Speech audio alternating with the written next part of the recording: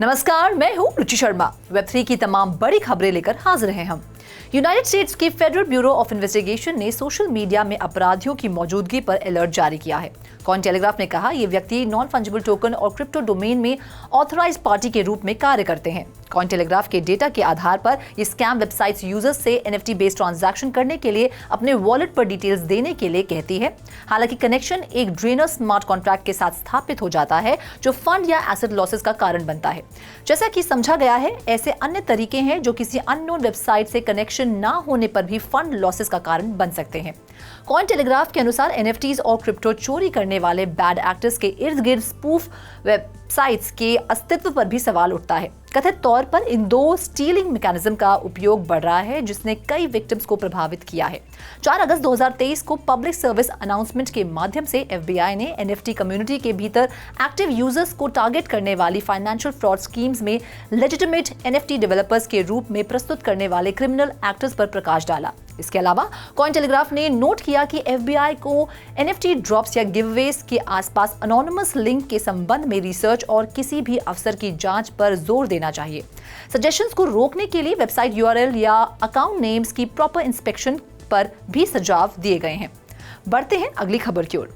Non fungible tokens की market में दर्दनाक मंदी के बीच ट्रेडर्स और डिजिटल कलेक्टिबल्स के क्रिएटर्स के बीच तनाव गहरा रहा है। ये टकराव टॉप NFT एक्सचेंजेस ब्लर और ओपनसी द्वारा टोकन की ओनरशिप में परिवर्तन होने पर आर्टिस्ट को पेएबल रॉयल्टीज रेट्स को कम करने के कदम से उत्पन्न होता है, इस उम्मीद में कि कम लागत बाइंग और सेलिंग के निराशाजनक स्तर को ऊपर उठाएगी। Blockchain data aggregator token terminal के डेटा के अनुसार आर्टिस्ट की इनकम कम होने से नया काम बाधित हो सकता है, जिससे एक ऐसी मार्केट कमजोर हो सकती है जहां ट्रेडिंग वॉल्यूम जनवरी 2022 में $17 बिलियन से 95% कम हो चुकी है। रिसर्चर्स नैनसन ने कहा कि उस महीने रॉयल्टी $269 मिलियन तक पहुंच गई थी, लेकिन इस साल जुलाई में ये सिर्फ $4.3 मिलियन थी, क्योंकि ये 5% से गिरकर पर ट्रांजैक्शन 0.6% हो गई है। नैनसन डेटा से पता चलता है कि अगस्त 2021 से मई 2022 तक पर्पल पैच के दौरान क्यूमुलेटिव मंथली रॉयल्टीज $1.5 बिलियन तक पहुंच गई, जो युगा लैब्स के बोर्ड एप याट क्लब जैसे कलेक्शंस की पॉपुलैरिटी से सहायता प्राप्त हुई।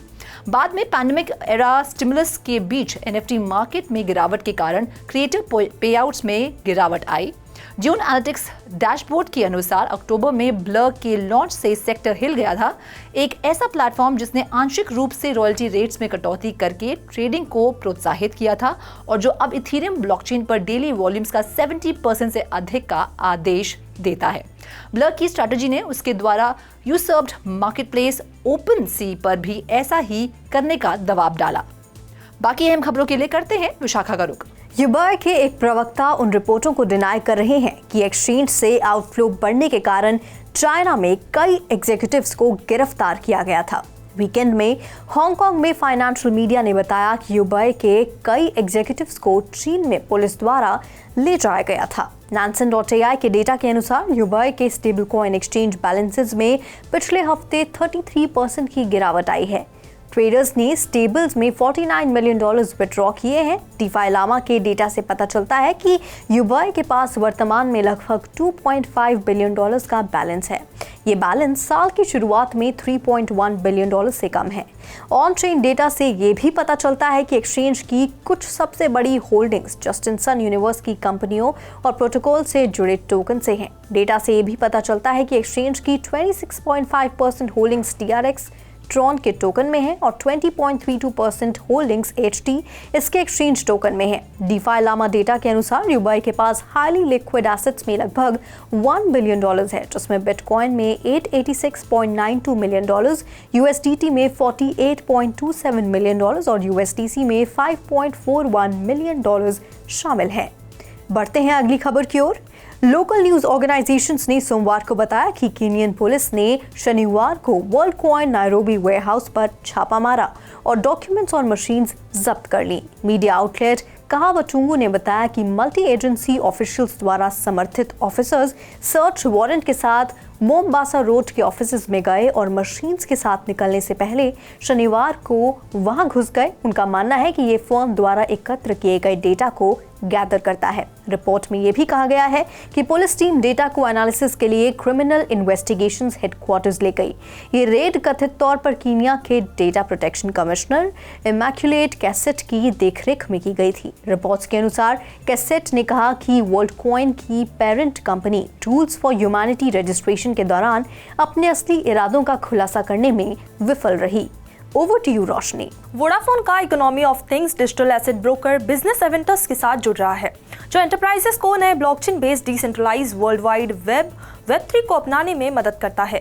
दोनों कंपनियां अपनी कलेक्टिव स्ट्रेंथ्स का उपयोग अधिक बिजनेसेस और स्ट्रेटेजिक पार्टनर्स को इलेक्ट्रॉनिक रूप से डेटा को ट्रेड और एक्सचेंज करते समय वेब 3 की सिक्योर ब्लॉकचेन टेक्नोलॉजीज का लाभ उठाने में मदद करने के लिए करेंगी। जैसा कि नई इकोनॉमी ऑफ थिंग्स में कल्पना की गई है, दुनिया भर में 160 मिलियन से अधिक कनेक्शंस तक पहुंच के साथ वोडाफोन DAB कस्टमर्स को कई ज्योग्राफिकल रीजन्स में बड़े पैमाने पर ऐसा करने में सक्षम बनाता है। वोडाफोन डैब और एवेंटस का लक्ष्य एविएशन सेक्टर को उसकी सप्लाई चेन की सिक्योरिटी और रिलायबिलिटी में सुधार करने में मदद करना है। वोडाफोन और एवेंटस एक सोल्यूशन विकसित कर रहे हैं जिसमें कार्गो ट्रैकिंग पोर्ट्स को डैब प्लेटफॉर्म से जुड़े ब्लॉकचेन सक्षम सिम कार्ड में लैस करना शामिल है। प्रतिवर्ष लगभग 5% से 10% कार्गो पॉड गायब हो जाते हैं, जिससे इंडस्ट्री को लगभग $400 मिलियन का नुकसान हो जाता है और इस सोल्यूशन का लक्ष्य इन नुकसानों को कम करना है। ये हेथ्रो एयरपोर्ट पर एवेंटस में मौजूदा संबंधों पर आधारित है, जहां एवेंटस के ब्लॉकचेन सॉल्यूशंस का उपयोग लगेज, फ्रेट और मेल को ट्रैक करने के लिए एयरक्राफ्ट यूनिट लोड डिवाइसेस को मैनेज करने के लिए किया जाता है। तो आज के लिए बस इतना ही। ऐसी वेब3 से जुड़ी खबरों के लिए देखते रहिए 3.2 TV और ऐसी और ज़्यादा अपडेट्स के लिए हमारी वेबसाइट www.3versetv.io पर लॉग ऑन कीजिए या फिर स्कैन कीजिए हमारा QR कोड। Thank you.